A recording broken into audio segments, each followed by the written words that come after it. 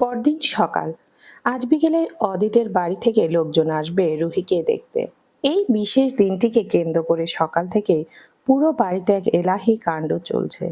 সবাই যার যার মতো প্রস্তুতি নিতে ব্যস্ত। বাড়ির বাকি সবার মন মেজাজ দারুণ ফুরফুরে থাকলেও ঋষভ কিন্তু কাল রাত থেকে একেবারে আগুন হয়ে আছে। তিনটে বছর পর নিজের বউকে একটু মনের মতো করে কাছে পেয়েছিল, কিন্তু মাঝখান থেকে সব ভন্ডুল করে দিল ওই এক পিচ্চি ব্যাটারি। ঋষভের মনে মনে এই চরম ক্ষোভ। বইয়ের এই ব্যাটারিটা একদম বইয়ের মতোই বেয়াদব হয়েছে। যেই না দেখে বাবা মা একটু কাছাকাছি এসেছে, অমনি টাইমিং মিলিয়ে কেঁদে উঠবে। কাল রাতে সেই অপূর্ণ আকাঙ্ক্ষার কারণে ঋষভের মাথা সকাল থেকে প্রচন্ড গরম হয়ে আছে। ইয়াসপার সামনে দিয়ে গেলেই ও কেমন যেন চোখ গরম করে তাকাচ্ছে। ইয়াসপা অবশ্য ঋষভের এই অদ্ভুত আচরণ দেখে মনে মনে বেশ অবাক হচ্ছে। ঋষভের এমন খিটখিটে মেজাজ ওর জন্য নতুন কিছু না। না হলেও ইয়াসপার ধারণা ছিল এত কিছুর পর ঋষভ হয়তো এখন ওকে পুরোপুরি মেনে নিয়েছে, তাই অন্তত আর খারাপ ব্যবহার বা অকারণ রাগ দেখাবে না। কিন্তু কুকুরের লেজ কি আর সহজে সোজা হয়? এই খচ্চর লোকটা সকাল থেকে এখন ওকে সমানে ধমক দিয়ে যাচ্ছে। সকালে ইয়াসফা আলতো করে একটা কথা বলতে গিয়েছিল, তাতেই ঋষভ এমন একটা কড়া ধমক দিল যে ইয়াসফা আর কিছুই না বলে চুপচাপ ওখান থেকে সরে এসেছে। দুপুরের দিকে খাবার টেবিলে সবাই একসাথে এসে বসলো। শুভ্র জ্যোতির হাত ধরে ওকে সাবধানে চেয়ার টেনে বসিয়ে দিল, তারপর নিজে ওর ঠিক পাশে গিয়ে বসলো। জ্যোতির এই 2 মাসের প্রেগনেন্সির পর থেকে শুভ্র ওকে চোখের আড়াল করতে চায় না। টেবিলের এক পাশে মিহি বসে আছে। ইয়াসফা খেতে বসার জন্য ছোট ইয়ানকে আলতো করে মিহির কোলে তুলে দিল, তারপর নিজে একটা চেয়ার টেনে বসলো।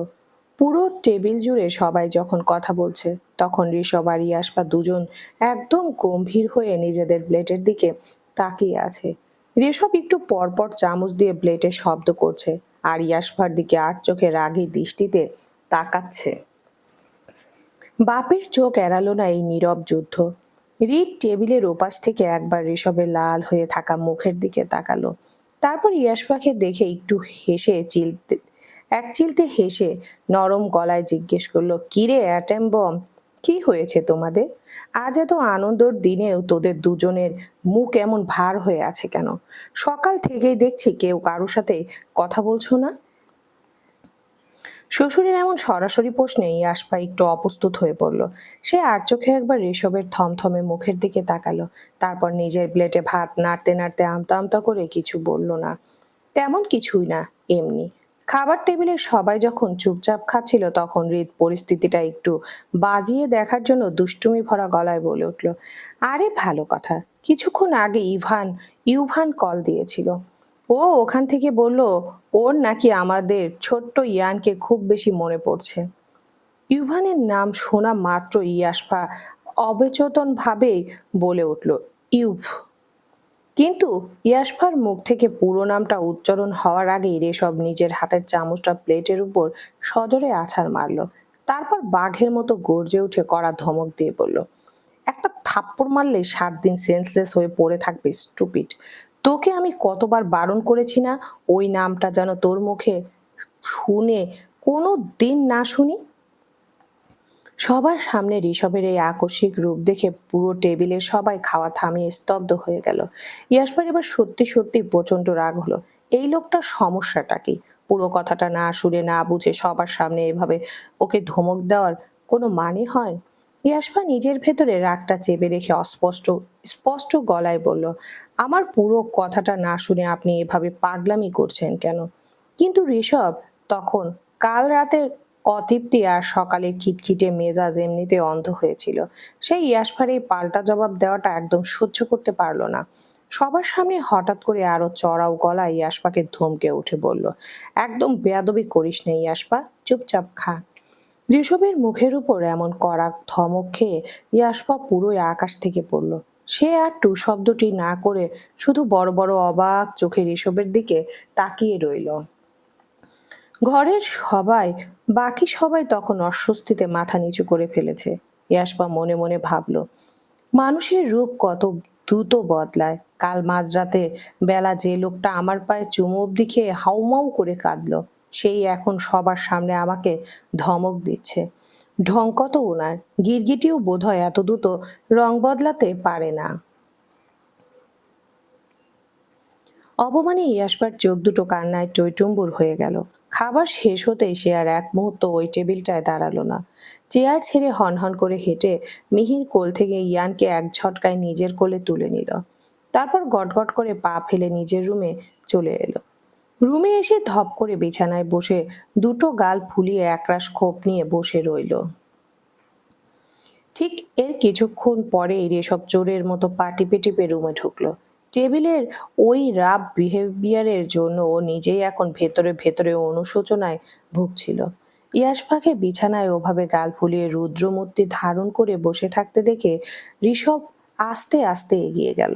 তারপর একদম নরম আদুরে সুরে বলল, সরি বাবু, অনেক বেশি রাগ করেছো আমার উপর। ইয়াশপা নিজের মুখটা ঝটকা দিয়ে অন্যদিকে ঘুরিয়ে নিয়ে অত্যন্ত ছোট করে চিবিয়ে চিবিয়ে বলল, না। ঋষভ আরেকটু এগিয়ে এসে ইয়াশপার একদম গা ঘেঁষে বসলো। তারপর ওর কানের কাছে মুখ নিয়ে চোখ টিপে ফিসফিস করে বলল, রাগ যখন করোই নাই তাহলে একটা ছোট্ট করে চুমু খাই। ইয়াশপা এবার নিজের শক্ত কঠিন গলায় সোজা ঋষভের চোখের দিকে তাকিয়ে বলল, না, একদম না। কিন্তু ঋষভ কি আর এত সহজে হাল ছাড়ার পাত্র? যেই না সে ইয়াশপাকে জোর করে নিজের শক্ত বুকের সাথে জড়িয়ে ধরে আদর করতে যাবে, অমনি একদম টাইমিং মিলিয়ে বিছানার অন্য পাশ থেকে ভ্যাঁ ভ্যাঁ শব্দে কেঁদে উঠল তার চির শত্রু থুরি, কলিজার টুকরো ছেলে ইয়ান। চলতি রোমান্টিক মুডের একদম 12টা বাজতে দেখে ঋষভ নিজের কপালে হাত দিয়ে ধপ করে বিছানায় বসে পড়ল। তারপর ছাদের দিকে মুখ করে চরম হাহাকার আর আকুলতা নিয়ে উন্মাদের মতো চেঁচিয়ে উঠল, আরে ভাই, এই বইয়ের ব্যাটারিটা আমাকে এত জ্বালায় কেন? এবার একটু চুপ কর না বাবা। কাল রাতেও তোর এই কান্নার টাইমিং এর চক্করে আমি ঠোঁট ছাড়া অন্য কিছু স্পর্শ করতে পারিনি। আজকে একটু সুযোগ পেয়েছিলাম, তাও তুই এসে মাঝখান থেকে ভেস্তে দিলি। তোর বাপের দিকে একটু তো রহম কর বাবা। তোর জন্য আরেকটা বোন আনার ব্যবস্থা করতে দে প্লিজ। বিছানায় ছটফট করতে করতে ছোট্ট ইয়ান একসময় গভীর ঘুমে তলিয়ে গেল। ছেলে ঘুমিয়ে পড়ার সাথে সাথেই ঋষভ আর এক মুহূর্ত অপেক্ষা করলো না। সে বাঘের মতো চটজলদি গতিতে এগিয়ে এসে ইয়াশপাকে নিজের শক্ত বুকের মাঝে টেনে নিল। দীর্ঘ 3 বছরের জমানো তীব্র তৃষ্ণা আর আকুলতা নিয়ে সে মুখ ডুবিয়ে দিল ইয়াশপার গলার খাঁজে, ঠোঁটের কোণে। প্রতিটি স্পর্শ মিশে রইল এতদিনের একাকিত্বের হাহাকার। ইয়াশপা আর নিজেকে দূরে সরিয়ে রাখতে পারল না। সেও আস্তে আস্তে ঋষভের সেই ভালোবাসার অতল সাগরে নিজেকে সঁপে দিল। দীর্ঘ 3 বছর পর স্বামীকে এভাবে নিজের করে পেয়ে পুরো ঘরটা এক তৃপ্তির নিস্তব্ধতায় ভরে উঠল। সবকিছু শান্ত হওয়ার পর ইয়াশপা তীব্র লজ্জায় লাল হয়ে বিছানার চাদরটা নিজের গায়ের উপর টেনে নিল। ঋষভ ওর এই লাজুক রূপ দেখে একটু মুচকি হাসলো। তারপর ইচ্ছে করে ইয়াশপাকে খেপানোর জন্য বেশ গম্ভীর মুখে বলে উঠল, কি হয়েছে? এভাবে লজ্জা পাচ্ছ কেন? আমি তো তোমাকে আমার বউ হিসেবে মানি না। ঋষভের মুখে এই কথা শুনতে ইয়াশপার সারা মাথায় যেন এক নিমিষে আগুন চড়ে গেল। এই খচ্চর লোকটা দীর্ঘ 2 ঘন্টা ধরে নিজের মনের মতো যুদ্ধ জয় করার পর একটা ফুটফুটে বাচ্চার জন্ম দিয়ে ফেলার পরও এখন বুক ফুলিয়ে বলছে ও নাকি বউ মানে না। জাউরা পাড়া একটা। ইয়াশপা আর সহ্য করতে পারল না। সে এক ঝটকায় উঠে দাঁড়িয়ে বিছানার পাশের টেবিল থেকে ফল কাটার ধারালো ছুরিটা হাতে তুলে নিল। তারপর সোজা ঋষভের গলার উপরে ওটা চেপে ধরে দাঁতে দাঁত চেপে বলল, শুধু রাতটা আসতে দিন। আপনার এই সমস্ত চুদুর বুদুর আমি এক কোপে বের করব, মনে রাখবেন। ঋষভ ওর এই রুদ্রমূর্তি দেখে একটুও ভয় পেল না। সে বরং হালকা একটু হেসে ইয়াশপার ধারালো চোখের দিকে তাকিয়ে চোখের ইশারায় বলল, আর একটু। ইয়াশপার রাগে ফুঁসতে ফুঁসতে ওর দিকে শেষবারের মতো তাকালো। ঋষভ তখন নিজের কায়দায় শব্দ করে হাসতে লাগলো। দুইজনের ভেতরের এই চিরচেনা টক মিষ্টি লড়াইটা যেন আবার তাদের সেই পুরনো দিনগুলোকে ফিরিয়ে আনলো। দেখতে দেখতে বিকেল গড়িয়ে এলো। অদিতের বাড়ি থেকে লোকজন চলে এসেছে রুহিকে দেখতে। পাত্রের বাবা আহসান শেখ এবং মা আয়েশা শেখ দুজনেই সোফায় বেশ জাঁকজমকভাবে বসে আছেন। পুরো ড্রয়িং রুমের পরিবেশটা এখন বেশ গম্ভীর। বাড়ির সবাই মেহমানদের আপ্যায়নে ব্যস্ত। রুহি একটি লাল শাড়ি পরে আয়েশা শেখের ঠিক পাশে মাথা নিচু করে বসে আছে। অদিত বারবার রুহির দিকে তাকিয়ে চোখ মারছে, চুমু দিচ্ছে। রুহি বেশ লজ্জা পাচ্ছে, অসভ্য ছেলে। ঘরের অন্য এক কোণায় সোফায় হৃদ, ঋষভ, শুভ্র, মুগ্ধ এবং অভ্র সবাই গম্ভীর মুখে একসাথে বসে মেহমানদের সাথে কথা বলছে। নাস্তা খাওয়ার শেষে যখন বিয়ের মূল কথাবার্তা আগাতে যাবে, ঠিক তখনই হৃদ হাত তুলে আহসান শেখকে থামিয়ে দিল। সে বেশ স্পষ্ট গলায় বলে উঠল, একটু দাঁড়ান, আগে আমার অ্যাটেম বোম আসুক, তারপর মূল কথা শুরু হবে। আহসান শেখ কিছুটা অবাক হয়ে ভুরু কুঁচকে জিজ্ঞেস করলেন, সেটা আবার কে? হৃদ মুখে এক চিলতে রহস্যময় হাসি ফুটিয়ে বলল, আমার বৌমা। হৃদের কথা শেষ হতে না হতেই সিঁড়ি দিয়ে ধীর পায়ে নীল রঙের একটা জমকালো শাড়ি পরে নিচে নেমে এলো ইয়াসফা। ওর কোলের ছোট ইয়ান। কতদিন পর ও আজ শাড়ি পরেছে। নীল শাড়িতে ওকে যেন এক অন্যরকম সুন্দর লাগছিল। ইয়াসফাকে এই রূপে দেখা মাত্রই সোফায় বসা ঋষভের চোখ দুটো যেন এক জায়গায় থমকে গেল। সে নিজের চোখের পলক ফেলতে ভুলে গিয়ে এক দৃষ্টিতে নিজের স্ত্রীর দিকে তাকিয়ে রইল। তবে ড্রয়িং রুমের অন্য প্রান্তে বসা আহসান শেখ ইয়াসফাকে দেখা মাত্রই ওনার চোখের চাহনি একদম অদ্ভুত হয়ে উঠল। ওনার চোয়ালটা কেমন যেন শক্ত হয়ে গেল। ইয়াসফা নিচে নেমে কোনো ইতস্তত না করে সোজা গিয়ে আহসান শেখের ঠিক মুখোমুখি চেয়ারটায় বসলো। বসার পর থেকে ইয়াসফার চোখ দুটো অন্যরকম ধারালো হয়ে উঠল।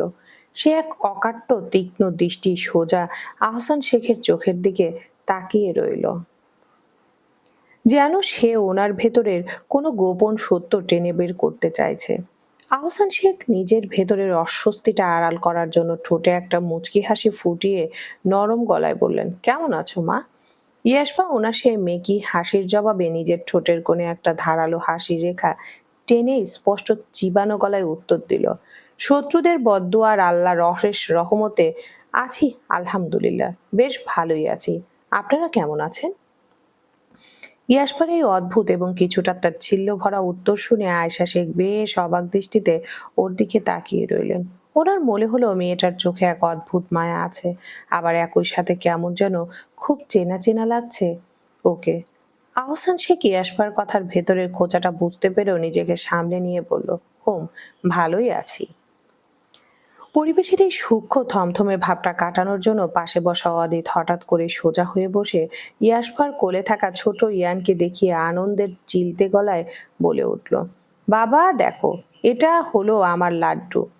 অদিতের কথা শুনে ড্রয়িং রুমে জমে থাকা সমস্ত থমথমে ভাব এক নিমিষে কেটে গেল এবং সবাই একসাথে হেসে উঠল। চলবে।